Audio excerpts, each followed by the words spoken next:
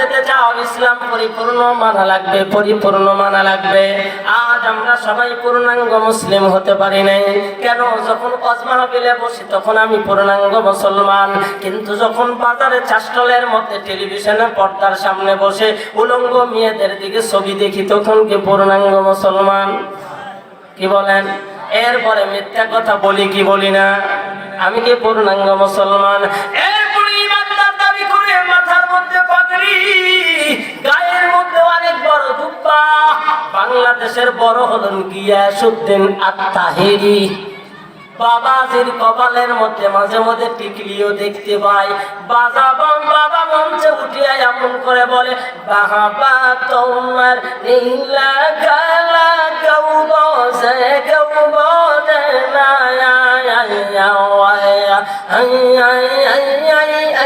কোরআনের মঞ্চে নাচে কি নাচে না? এই বেটা ইসলামের ভিতর কিভাবে পরিপূর্ণ গেল? আমি তার কাছ থেকে জবাব চাই। এইভাবে নবীজির কোন সাহাবী, নবীজির কোন নবী, কোন তাবেঈ, কোন বুজুর্গ এইভাবে কি জিকির করেছেন? তো আপনি এভাবে শাহালি বাবা, কেল্লা বাবা, অমক বাবা, শাহালি বাবা, এত বাবা, বাবার জিকির কেন? অন্নাসি আজমাইন, নবীজি বলেন পৃথিবীর সব কিছুর চাইতে আমি নবীকে যারা ভালোবাসবে তারাই হবে সত্যিকারের মুমিন। যারা নবীকে বাদ দিয়ে তুমি বাবার দরবারে গিয়ে বলেছো মাইজ ভান্ডার থেকে জাহাঙ্গীর হুজুর আমাকে হুজুর, তিনি বলেছেন আমার বাবার ক্ষমতা তোমরা জানো। আমার বাবা কি করেছে? কি করেছে? আমার বাবা 8টা মহিলাকে ছেলে বানাইছে।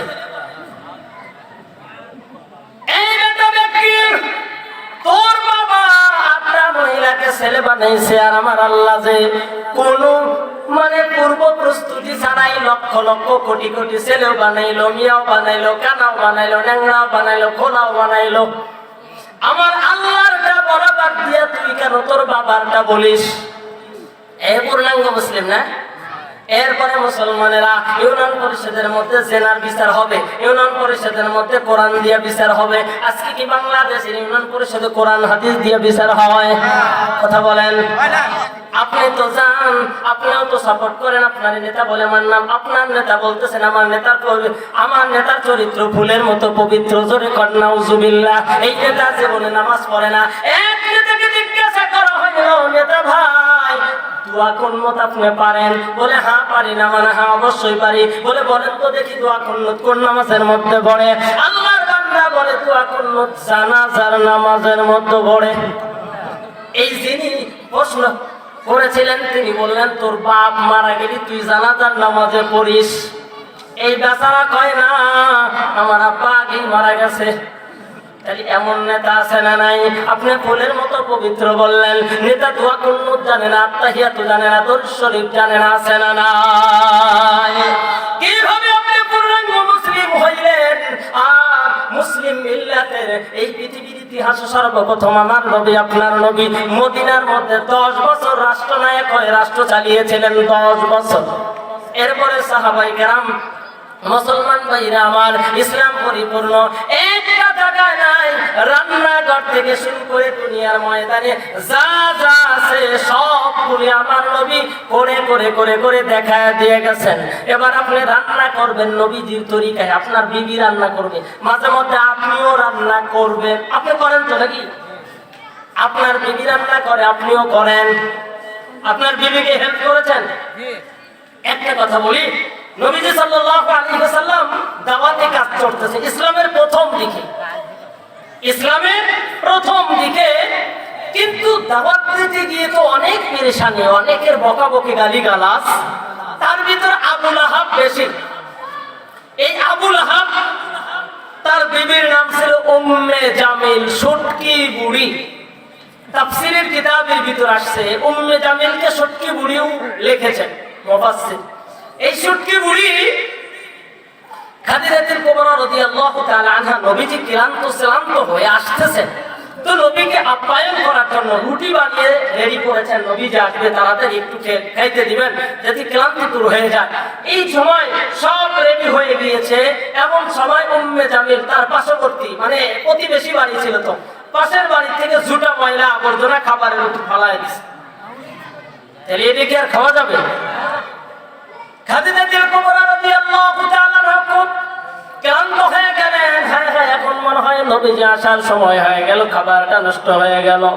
মুসলমান ভাইরা, বাবাজিরা, খাদিজাতুল কুবরা দৌড় দিয়ে গিয়ে আবার রুটি বানানোর জন্য আসলেন। আল্লাহর পয়গম্বর নিজে সহযোগিতা করলেন। দেখলেন বিস্তারিত ঘটনা যাব না, সূরা লাহাবের তাফসীর দেখলেই আপনারা পেয়ে যাইবেন। মুসলমান নবীর উম্মতের দল, ইসলাম যদি মানেন সব জায়গায় মানা লাগবে। ব্যবসা করবেন, ব্যবসার মধ্যে আমার নবী, আপনার নবী ব্যবসা করেছিলেন, জানেন না? নবীজি ব্যবসা করেছিলেন, আপনি ব্যবসা করতেছেন। আপনার টার্গেট আমার লাভ করতে হবে, ক্ষতি যত হয় হোক। কি বলেন? বেগুন লাগাইছেন, বেগুনের ডালে 20 আর 20, 20 আর 20 আছে না নাই? এত 20 দেন কেন? চিটার আপনি, চিটার। কিসের উম্মত? নামাজও পড়েন, ঠিক নেই ভাই বাবাজি, এরকম নাই নামাজে? হায় হায় আল্লাহ। তালগাছের হাটে গিয়েছিলাম, বিশাল বড় হাজি সাহেব সাথী নিয়ে দাঁড়ায় আছে। সবটা বকনা বছর কিনবো। হাজি সাহেব বলে, বাবা আমার বাড়ির গরু। বাবা বিশ্বাস তো করাই লাগবে নাকি? কারণ বছর হয়নি, চান নাই কোন হাটে আবার গেছি। হাজি সাহেব দেখি আবার আজকে কালারের একটা নিয়ে সাথে নিয়ে দাঁড়ায় আছে। বলতেছে, বাবা যে আমার বাড়ি। বলে, তাল গাছে হাটে দেখছিলাম, ওটাও আপনার, এটাও আপনার, আরো 2-4 হাট কি ঘোরেন? তো সাইডের জন্য বললাম, ভাই হাজি সাহেব? বলে, হাজি সাহেব 1 নম্বরের দালাল।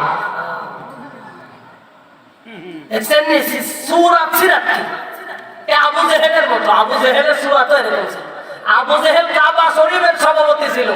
আপনি এই গুরুস্থানের সভাপতি, মসজিদের সভাপতি, বাইতুল মুকাররমের সভাপতি হয়ে কি করবেন? আবু জেহেল কাবা শরীফের সভাপতি হয়ে জাহান্নামে আরাম ফরমাইতেছে। আপনি বলে যাবেন?